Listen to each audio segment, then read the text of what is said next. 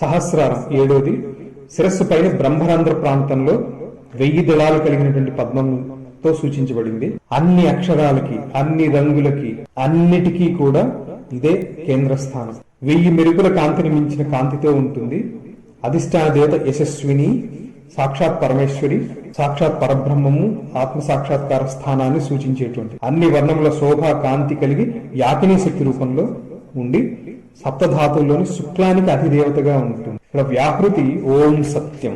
ఇంకొక అద్భుతమైనటువంటి విషయం ఏంటంటే, ఇన్ని తెలుసుకొని ధ్యానం చేయటం ఒకటైతే, ఒక స్థాయి దాటిన తర్వాత ఈ ఒక్క సహస్రారంలోకి ధ్యానం చేయగలిగే స్థాయి వచ్చిన తర్వాత ఇక్కడ ధ్యానం చేస్తే అన్ని కూడా నియంత్రించబడతాయి. మూలాధారం అనేటువంటిది ఆధారం అనుకుంటే, సహస్రారంలో 72,000 నాడుల యొక్క రిఫ్లెక్షన్, అంటే మిగతా చక్ర స్థానంలో ఉండేటువంటి వాటి అన్నిటి యొక్క కంట్రోలింగ్ సెంటర్స్ ఇక్కడ ఉంటాయి సహస్రారంలో. ఓం తత్సత్.